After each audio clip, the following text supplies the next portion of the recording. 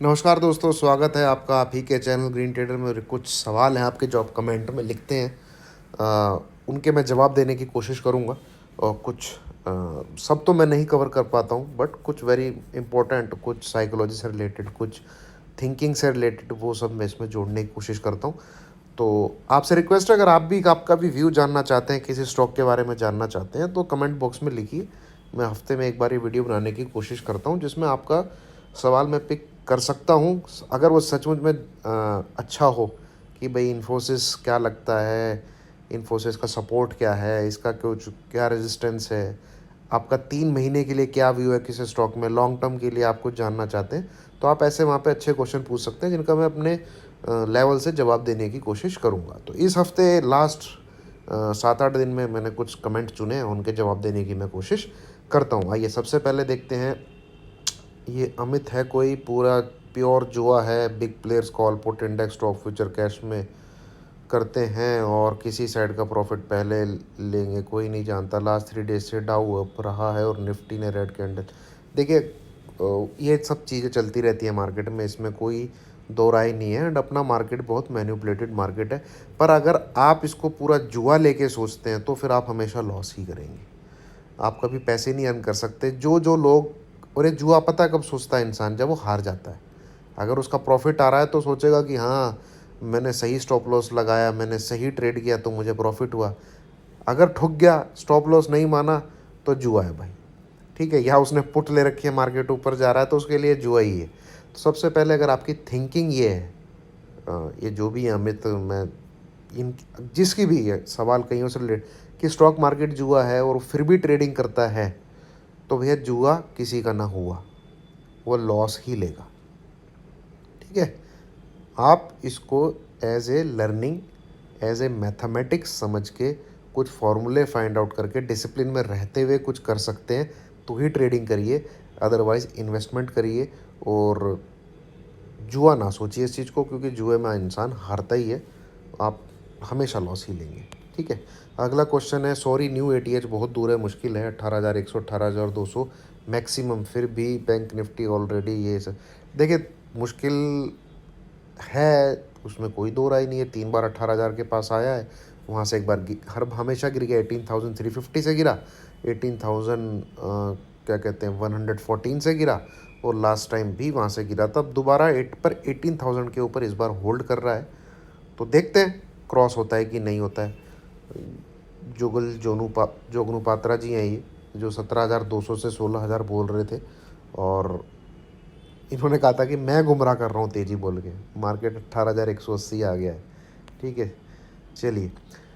रवि जी का क्वेश्चन है, मैंने रिलायंस की 2580 की, जी ठीक किया आपने, रिलायंस की कॉल ली हुई है, फिलहाल लॉस में नहीं। 2520 का एसएल के साथ आप रिलायंस में बाई साइड में रहिए, और मेरे ख्याल में रिलायंस में आपका पैसा बनना चाहिए। ठीक है, कल इनफैक्ट आज बन गया होगा आपका पैसा। 2520 ये एसएल है, और रिलायंस जिस दिन 2560 के ऊपर क्लोज कर देगा, 2565 के ऊपर, तो उसमें 2600 प्लस के टारगेट ओपन हो जाएंगे। ये रिलायंस के ऊपर मेरा व्यू है। इन चाय पे चर्चा मैं शुरू कर दूंगा, मंडे से शुरू कर दूंगा दोस्तों। मैं कहीं सुबह सुबह, आपको पता है फैमिली में तबीयत वगैरह ख़राब चल रही है, तो मैं डिस्टर्ब नहीं करता हूँ कि सुबह सुबह कोई सो रहा और हो उनके बराबर में बैठ के वीडियो बनाने लग जाऊँ। जब मैं अपने रूम में दोबारा से सोना चालू कर दूंगा, सुबह सुबह चाय की चर्चा आपको मिलने लग जाएगी। ठीक है, होपफुली मंडे से मिलने लग जाएगी। Rakesh, to remove weak bull से स्मॉल डिप इज़ पॉसिबल। देखिए, डिप तो आनी है, वो जो रिट्रेसमेंट एक आना है फोर्थ वेव का, जैसे मैं टेक्निकल एनालिसिस पे आपके साथ शेयर करता हूँ, वो आना है। वो बैंक अब वो पूरा हो गया है नहीं हुआ है, वो हमको फ्राइडे मंडे ये 2 दिन में पता लग जाएगा। अगर मार्केट ऊपर की तरफ चल पड़ता है, 18,100 को दोबारा 18,130 को दोबारा रिक्लेम करके ऊपर की तरफ ट्रेड करता है, तो रिट्रेसमेंट हो चुका है, हम जा रहे हैं फिर 18,350 के लगी। अगर मार्केट दोबारा 17,900 के आसपास आता है, तो रिट्रेसमेंट मुझे लगता है वहाँ पे पूरा हो जाएगा। फिर वहाँ से एक बार बाई जरूर बनता है, जरूर बनता है, विद एस एल 18,080 स्क्रीन पे आ जाए, या कोई क्लोजिंग आपको 17,900 के नीचे मिल जाए, वो आपका एस एल है। टारगेट आपका 18,130, 18,250, 18,350, ये है नेक्स्ट 10-15 डेज़ के लिए। ठीक है, अब वीक बुल निकालने के लिए है, किस चीज़ के लिए, वो मैं टेक्निकली देखता हूँ। अब साइकिल इस चीज़ को तो मैं क्या बताऊँ, वीक बुल निकालने के लिए किस चीज़ के लिए। वैसे जनता शॉर्ट करने में ही बैठ तुली हुई है, जो मुझे दिखता है, जो मैं बातचीत करता हूँ लोगों से, और जो मुझे टेलीग्राम पे मैसेज आते हैं, और जो लोग मुझे क्या कहते हैं कि हाँ कमेंट में भी दिखता है। लोग जो है ठोकने में लगे हुए हैं मार्केट को। जैसे मार्केट गिरा है ना हर बार, तो अभी भी लोग यही सोच रहे हैं, फ़िलहाल यही दिख रहा है। फिर से इनका ही आ गया डेटा। देखिए, डेटा पे आप पूरा तरीके से रिलाई करेंगे तो कुछ नहीं मिलने वाला है। इंडियन मार्केट के डेटा का कोई सर पैर नहीं होता है। आपको डेटा को अपने एनालिसिस के लिए, एज के लिए यूज़ करना पड़ेगा। डेटा तो इतना सुपर डुपर बेरिश था, मैंने पिछले 2 साल में नहीं देखा है। जब निफ्टी 16,950 के आसपास था, super 4 lakh plus contract put की बाई थी एफआई की।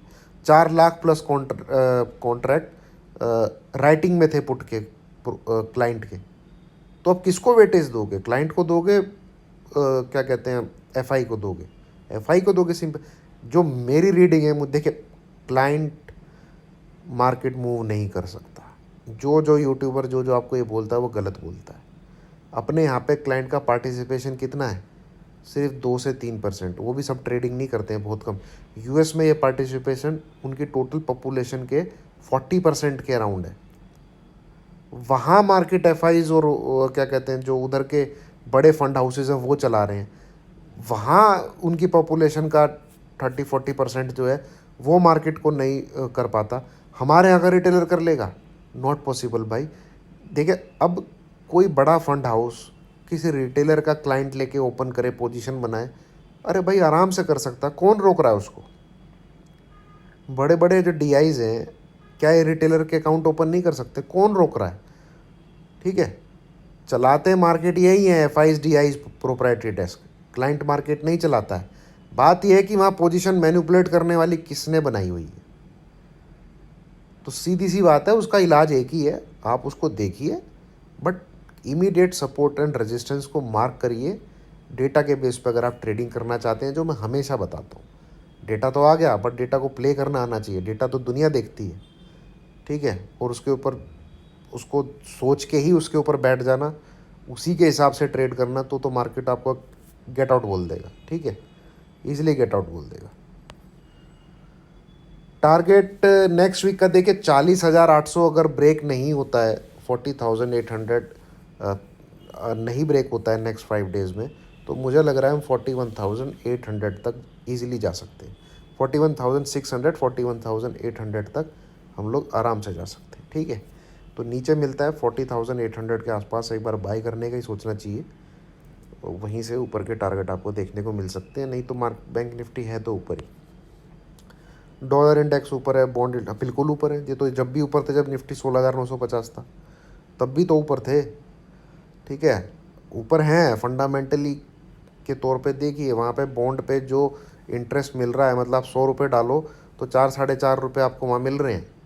तो बॉन्ड यील्ड जरूर ऊपर है, साइन है, बट चार्ट जो है भैया, इंडेक्स के जो चार्ट हैं वो बुलिश हैं, ये मैं आपको बता देना चाह रहा हूँ। और ट्रेडिंग इंडेक्स के चार्ट पे ही होती है, निफ्टी बैंक निफ्टी में, ठीक है। हाँ, स्टॉक्स जो ऑल टाइम हाई पे थे अपने, वो अपने पास नहीं पहुँचे, वो अपने पास नहीं हैं। ना रिलायंस आपका ऑल टाइम हाई पे है, ना एचडीएफसी बैंक आपका ऑल टाइम हाई पे है। जो ऑल टाइम हाई पे है फिलहाल ये आईसीआई बैंक है, और इंडसइंड बैंक नीचे से काफ़ी ऊपर आया है। तो ये चलाया जा रहा है। बाकी आईटी के सारे स्टॉक्स नीचे की तरफ, आईटी सेक्टर तो पूरा ही नीचे की तरफ है। एचयूएल को उठाया गया है, आईटीसी को उठाया गया है, ठीक है। तो इस प्रकार से गेम चलता रहता है, ये गेम है। अब इसमें बॉन्ड यील्ड और ये सब तो ऊपर है ही है, इसमें क्या बोल सकते हैं। बट अगर आप ट्रेडिंग करना चाह रहे हो तो फिर तो आपको मैं यही बोलूँगा कि इन चीज़ों को देखिए। ऐसा नहीं है कि नहीं देखना है, देखना है, नज़रिया रखना है, बट ये चीज़ अपने चार्ट के साथ मैच होनी चाहिए। अगर नहीं मैच हो रही है तो फिर जो चार्ट बोल रहा है आपको उस पर डिसीजन लेना पड़ेगा, ठीक है। गेल गेल का व्यू देखिए, लॉन्ग टर्म तो मुझे बिल्कुल पसंद नहीं है स्टॉक, बट फ़िलहाल आप 2% का एसएल डाल के एक बार बाई कर सकते हैं। अदरवाइज़ मैं अवॉइड ही करूँगा। ट्रेडिंग के लिए भी मुझे स्टॉक पसंद नहीं है, लॉन्ग टर्म के लिए भी पसंद नहीं है, ठीक है। फिर से सबसे इनके जोगल जोनू पात्रा जी का ही कमेंट है, हिस्ट्री में ऐसा कभी नहीं हुआ, S&P 520% डाउन और Nifty bank Nifty all time. अरे रह क्या गया, 18,180 आ तो गया, 400 पॉइंट नीचे है, ATH से दूर है बस। S&P चाहे 20% डाउन हो चाहे 25%, ऐसा भी हिस्ट्री में कभी नहीं हुआ होगा कि हम सिर्फ अपने ATH से 2-2.5% नीचे हो और S&P 20% डाउन हो। ऐसा कब हुआ हिस्ट्री में? पर अभी हो रखा है। अगर ऐसा देखोगे तो फिर तो हो लिया काम। हिस्ट्री में क्या हुआ है, ठीक है, अच्छी बात है देखना। तो हिस्ट्री में ये भी कभी नहीं हुआ है कि हम 18,180 छू गए, 2-2.5% नीचे हैं बस अपने ATH से, और आपका S&P 20% डाउन है। तो ATH को क्या देखना है? ऑलमोस्ट ATH के आसपास ही है। S&P चाहे 20% डाउन हो, चाहे 15% डाउन हो, चाहे 25% डाउन हो, निफ्टी 18,180 के आसपास आ गया भाई। और क्या रह गया ATH में? जब मार्केट ऊपर जाता है तब हर एक को 19,000 दिखता है, जब मार्केट नीचे आता है हर एक को 15,000 दिखता है। मार्केट साइडवेज रहकर सब, देखिए जी, मुझे तो कभी 19,000 नहीं दिखा। हाँ, इस बार पहली बार ज़रूर मेरा व्यू बन रहा है, पहली बार पिछले एक साल में। जो लोग मुझे पुराने टाइम से जानते हैं, जब जब मार्केट 18,000 के पास आया मैंने यही बोला है, सेल मारिए, सेल मारिए, सेल मारिए, सेल मारिए। इस बार को छोड़ के, इस बार को छोड़ के जब जब 18,000 के पास आया है सेल मारी, और मार्केट हमेशा तीनों बार उसने 15-15, 20-20 दिन में 1.5-2 हज़ार पॉइंट दिए। एक भी मूव नहीं छोड़ा है। रटा पड़ा है मुझे 18,350 से मार्केट 15,670 आया था। 18,114, 18,114 से मार्केट 15,185 आया था। ये सारे मूव कैप्चर हुए। और जब 15,670 से अपसाइड बोली थी वो भी अपसाइड आई थी। 15,200, 250 से जो अपसाइड बोली थी वहाँ से भी अपसाइड आई थी। ठीक है। हाँ, इस बार मैं सेल नहीं बोल रहा हूँ, मुझे नहीं दिख रहा है मार्केट नीचे जाता हुआ। तो इस बार मैंने शायद 1-2 वीडियो में जिक्र किया है कि हम शायद 19,000 भी देखें। ये मैंने पहली बार बोला है पिछले एक साल में। नहीं तो लास्ट ईयर भी जब लोग 20,000, 21,000 टारगेट दिए जा रहे थे, मैंने प्रॉफिट बुक करवाया था लोगों की डिलीवरीज़ में और ख़ुद भी बुक किया था।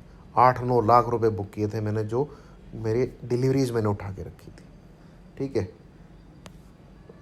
तो दोस्तों ये था। कमेंट्स कुछ अच्छे करिए, कुछ सीखने वाले कमेंट्स करिए। स्टॉक्स का लॉन्ग टर्म व्यू पूछिए, शॉर्ट टर्म व्यू पूछिए, और ऐसे करके आप कुछ जानना चाहते हैं तो वो पूछिए। और साइकोलॉजी से रिलेटेड कुछ आपका कुछ सवाल है वो डालिए, मैं उनको कवर करने की कोशिश करूँगा।